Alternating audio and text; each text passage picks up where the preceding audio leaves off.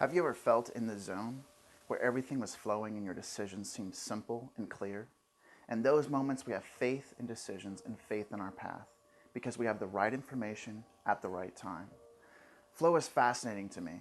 It is the vibrant energy of business. In flow, everything is alive and exhilarating. Outside flow, everything is stressful and monotonous. Years ago, back when I had more hair, I was on my first backpacking trip in Colorado. My two friends and I set out to summit a 14er. Hours into the hike, our confidence and excitement had vanished. Our trail had disappeared and we were utterly lost. What we thought was correct trail information was dead wrong. By the time it was dark, we still couldn't agree where we were on the map or even the mountain.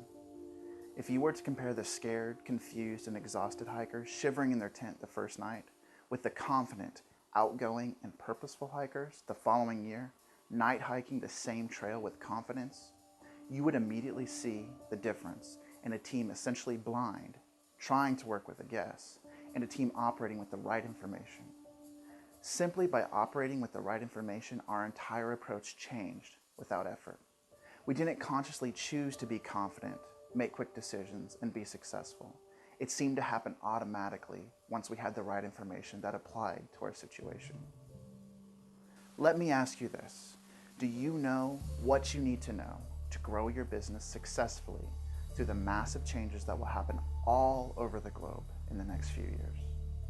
How you answer this question is a clue at your ability to succeed or fail at being where you want to be.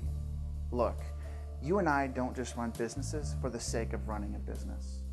I run businesses so I can spin with my daughter on our kitchen floor as we listen to Sigur Rós.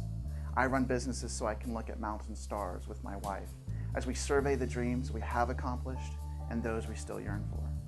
I don't know why you do what you do in business, but there is a brilliant map that the new breed of entrepreneurs are constantly using to their benefit.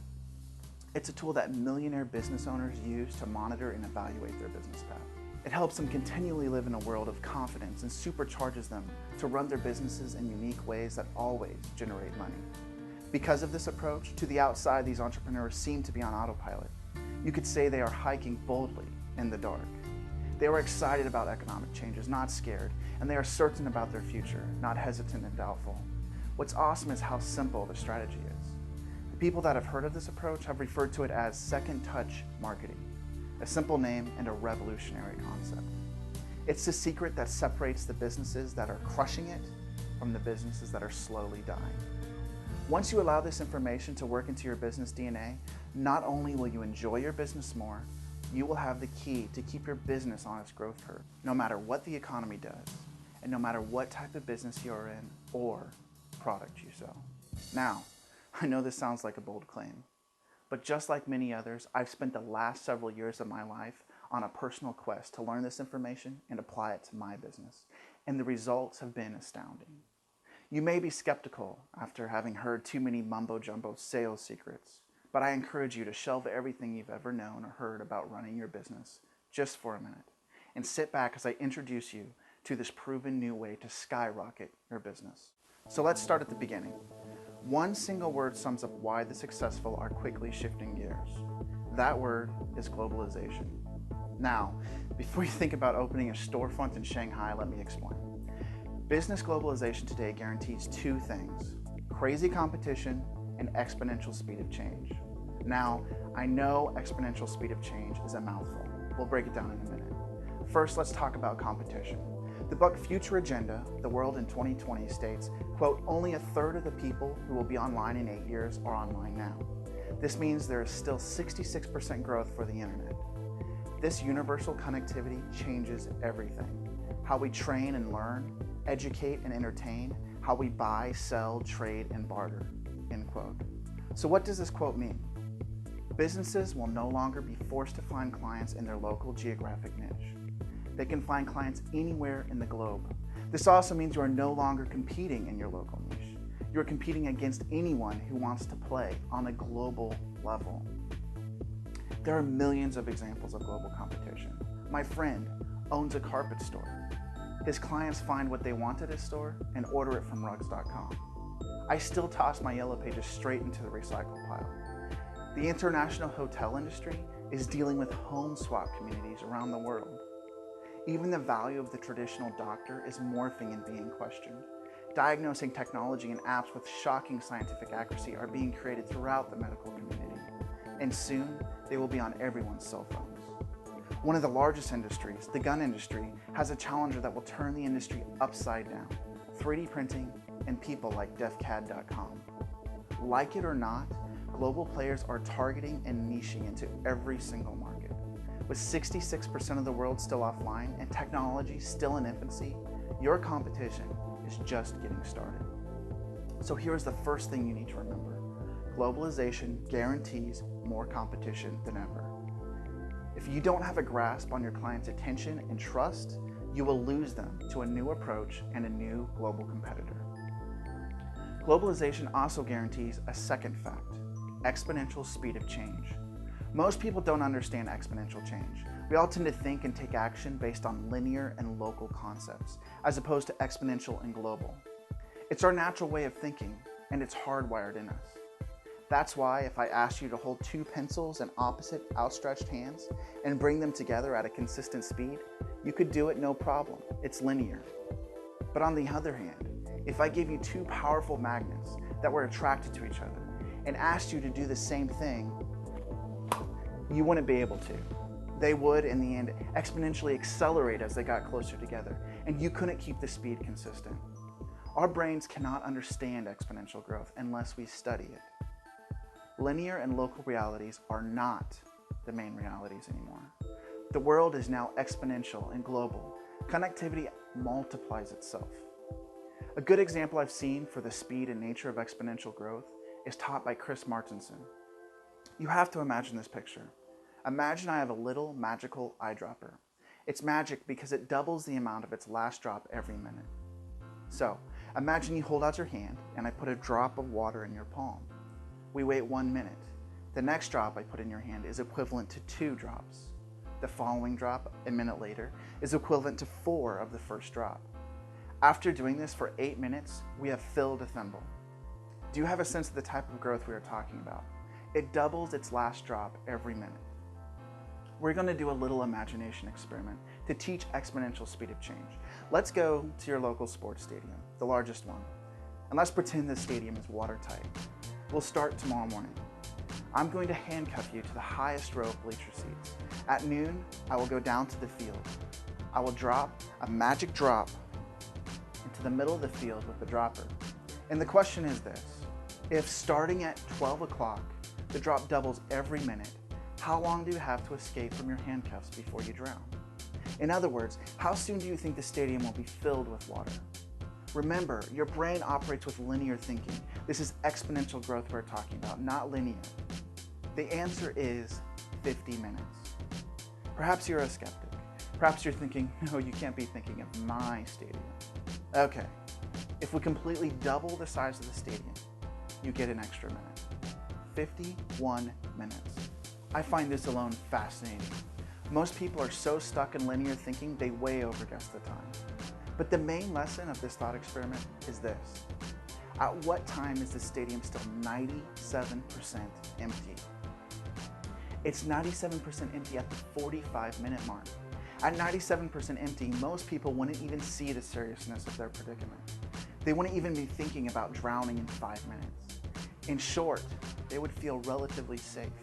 This is exponential growth versus linear growth. This is global versus local. And it's happening all around us as we speak. Wealth is exponentially switching markets. Your clients' needs and desires and how you should meet those needs and desires are currently changing faster than you can imagine. If you don't actively pursue your clients, these exponential changes will blindside you and your business. And you will be stuck blaming the changes on the economy. None of us want to be drowning in a stadium of exponential market change, when all of us could be sailing in it. So how do the two realities of globalization need to change our approach? First, the definition of marketing has to change as the market changes. Most of us don't understand or move with the trends of globalization.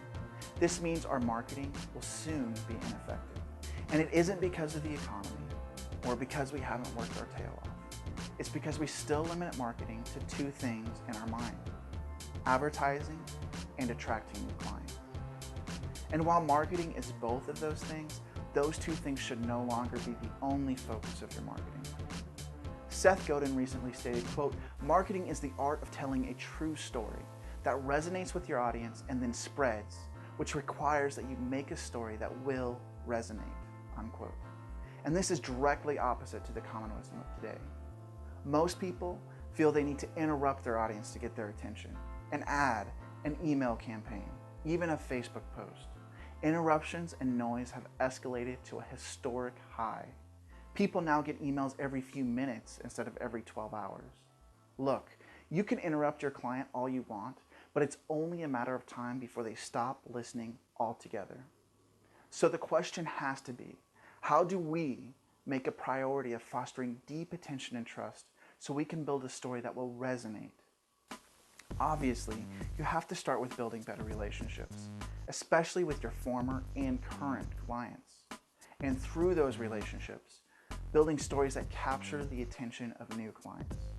We should shift the entire marketing paradigm completely. Instead of just building your story and telling it, you build a relationship and learn the story you need to tell. That is a story of you and your client together. Instead of assuming the next ongoing sale continually, you develop a meaningful dialogue. Instead of interrupting people for attention, you earn attention by delivering value, and you capture trust by maintaining relationships. This change of focus isn't just a marketing gimmick. It's the difference between the life and death of your business over the next couple of years. And it means this: the true measure of your business's value in the marketplace isn't just your product or service anymore. It isn't your current cash flow. It isn't your current market share. It's the strength and the depth of your relationship with your clients. How that relationship is nurtured is what we call second touch marketing. Your relationship with your client is your tipping point. It's your unfair advantage. It's your leverage. That relationship is the difference that gets measured in the end. It's the 20% cause that can leverage and impact 80% of your company's effect. Now, many of you think this is old news, but because this is a huge blind spot, most of us think we rock at nurturing this relationship when we actually suck. There are 4 clear advantages to keeping second touch marketing the core of your marketing efforts. By examining them, we will expose if we have the right priorities or not. The first of the 4 advantages is that people will be loyal. People bend over backwards and can't be bought by global competition when you form real relationships. The relationships I have formed with the guys at Lifestyle Business Podcast, Tim at Foolish Adventure, and the Dynamite Circle have guaranteed that I'll be a lifetime fan. People do business with those they like and trust and those they have actual relationship with. People who have the money to spend on the value that you have are the same people who know that buying on price instead of trust and relationship will get them screwed time and time again. How many of your clients will never think to leave you because of your solid friendship and relationship? The first advantage, again, is extreme loyalty. The second advantage is that people will alert you of their quickly changing needs. Because of the exponential speed of technology, you must be able to listen and dialogue with your clients. Your clients are constantly changing. Let's use an example. Instagram sold to Facebook for $1 billion. The company was started 3 years ago by a 27-year-old who was passionate about photos. The company was built by a team of 4 people and was focused on the following 3 problems. Our mobile photos look lame. It's a pain to share them with our friends. Photos take forever to upload. But the real irony? Kodak, the king of photography with thousands of employees, a globally recognized brand name, a massive client list, and a history of quality, filed for bankruptcy around the same time Instagram sold for $1 billion. Who was changing with the market trends of people who love pictures? People alert you to the fast-paced change of needs and desires and allow you to sell to them first when you respond to their relationship. Instagram asked the question to discover the pain of photo lovers. Kodak didn't. How many new value offers have you developed and created because your clients have communicated new problems and changing needs to you? The second advantage is simple. You have the keys to move with the market. The third advantage to maintaining client relationship is that New relationships will constantly be forming because your client stories will always be attracting new clients. If you care about people, people will see that and pursue it because they want to be treated different from everyone else in the world. I was in the Lego aisle the other day looking for a gift and remembering how cheap Legos used to be when I was a kid. I was a little upset with the Lego kits, 60 bucks for 100 pieces. That night, I was on my computer and a YouTube video that someone shared with me came to my attention. It had tons and tons of views. It was about a kid who really wanted a Lego set. His parents told him to save for it. He saved for months and months. By the time he went to buy it, it was sold out and discontinued all across the country. Devastated, he wrote Lego a letter. The video was a home video of him opening a box from Lego. It was the set he wanted. He was practically in tears with excitement. Now, Lego didn't know this video would be on YouTube. They didn't know the parents would film their son opening the box. They didn't know it would be seen by millions and eventually by me. But they did know the importance of a client relationship in a global economy. And because I see they have a relationship with their clients, their price tag isn't as big of a deal. Honestly, how can you put a price on joy and real relationship? But here's the real kicker. The more relationships you develop, the more stories you have, and the more you learn the stories that work in attracting new clients. Essentially, you unpack a treasure trove of marketing brilliance with your own business. Lego now has substantial marketing ideas and insights into client stories and needs. Backed by reality, this current story is way more valuable than hundreds of study groups or marketing efforts. How many stories and breakthrough discoveries have you found that have exploded how you capture new sales? The third advantage, again, is you build stories that attract new customers. The fourth advantage is a better ROI of your marketing dollars. The best way to see this is through the lifetime value of a client. If you don't focus marketing dollars on maintaining a client dialogue, you have very small likelihood of keeping a lifetime client in this changing and competitive world. Let's look at an industry with very few repeat sales, real estate. Now let's assume three things. A one-time sale earns you $5,000. Assume 2 sales every 10 years, which is the US national average, and assume 2 referrals each year. This means the lifetime value of a client after 10 years is $110,000 versus the one-time purchase value of a client of $5,000. Most people dump dollars and energy into achieving the $5,000 sale. If you dumped an equal amount of money into second touch marketing, you would get an ROI on that investment that is, on average, 22 times higher than your pursuit of the first-time client. Now, my point isn't to abandon the pursuit of a first-time client. Those are needed and they keep your immediate cash flow going. However, as most business owners grow, they put off the long-term relationship, which is more important, for the short-term cash flow, which is more urgent. And so their client relationships are shortchanged and effectively forgotten. So let's check our pulse. Maybe you are one of those business owners and are wondering how to move forward. In order for you to move forward, you have to understand where you are. So I'm going to go over the 3 levels of second touch marketing and help you find which level you're on. By knowing which level you are on, you can determine the best way to use this knowledge to better your business and your situation. Each level, each stage comes with its own mindset, priorities, and approach. There was the clueless second touch marketer, the elementary second touch marketer, and the expert second touch marketer. Soon you will know exactly which stage you are on, but you may be surprised. Many who thought of themselves as marketing experts have realized they are practically clueless when it comes to this new way of marketing. The awesome thing is that when you find out what you don't know, things can change quickly. And that's my desire for you, to help you move to the highest levels of success, where opportunity and money can be effortlessly created, where loyalty and dedication to your brand explode, where you will find the pulse of the changing market before your competition, and where your marketing ROI will increase exponentially. Now, the first stage, the clueless second touch marketer, has the following characteristics. Their main goal is the first time sale. This is where 95% of their efforts and marketing dollars go.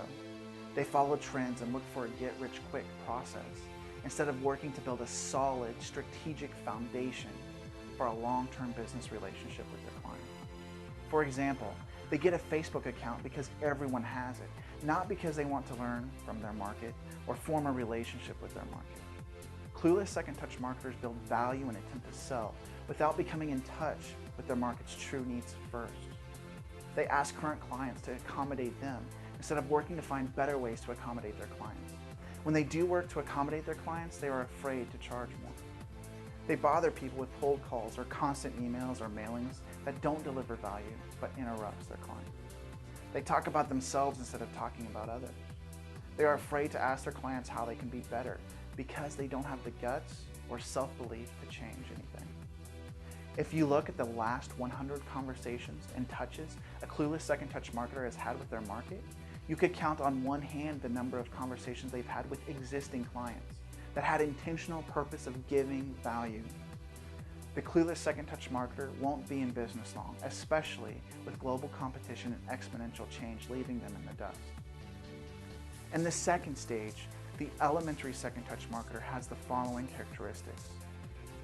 They know lifetime value is important, but believe the key is just great client service and upholding their end of the deal, which makes their business very, very passive. They know that upselling and referrals are important, but believe those happen automatically, so they don't develop a clear strategy or system for either. They often know some key knowledge about lifetime value, but they don't prioritize, track, or systemize this knowledge into their business. They try really hard to think and grow with their changing client, but they do it by guessing and imagining what might be needed, instead of dialoguing and asking and learning in a structured, intentional way. The elementary second touch marketers know they should offer value, but tend to only offer free value to people who haven't yet purchased, and don't offer more targeted value to the people who have purchased. They are constantly flirting with one-night stands and never stay in touch with those who they've actually had out on a date. They likely know the emotional reasons the first clients bought, but they don't know if those reasons are the same today because they are no longer asking. They are afraid to fire poor clients because they are unsure of the work needed to discover new and better clients. Like the 42 minutes left in the stadium, they don't recognize the value of dialoguing with the client and being willing to change until they are already drowning. The elementary second touch marketer knows what they need to do intuitively, but doesn't know how to do it or just doesn't do it. Their business will increase in stress and difficulty. They'll always feel on the verge of drowning as global competition and exponential change only increases the pressure. Most will eventually cave and shut down or switch entire markets unless they discover the keys that de-stress their business and life. The final stage, the expert second touch marketer, has the following characteristics. Everything is done with a lifetime value of the client in mind, and this drives much of the action of the business. Their clients are constantly being courted. Surprises, questions, new value, feedback. The second touches are systemized, automated, and organized, from the dialogue to the upsell. Each step is a part of an overall strategy so that there's no stress of guesswork. The client is seldom being sold because the marketer is always finding or creating something that is perfect for another level of their needs. They know that new clients will be attracted when the quality of the product and the quality of their client relationship is fine-tuned and working well. They don't have to market anything. Their current clients' stories seamlessly create new clients. Instead of having to interrupt, they are welcomed into the lives of their clients because they are always bringing value and always having meaningful conversations. They realize that when real relationships are formed, they can organically keep up with the market changes. They are constantly expanding, growing, and meeting the exponential change pattern. Such change doesn't feel as risky as it would be for lower-level second-touch marketers, because such movement is substantiated by the needs of their direct market. And they know this because they have dialogued and asked about these questions continually. Their best clients are actually part of the continuous mastermind. As much as 50% of the expert second-touch marketer's time and resources, such as money, energy, and focus, is invested in clients who have already purchased.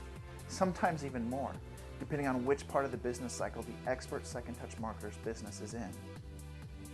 They realize that the pulse of their client relationship is the beating heart of their business and the key to a thriving success. Its strength can explode their cash flow, or its weakness can destroy their sales. At this point, you might be thinking, I don't know where to start.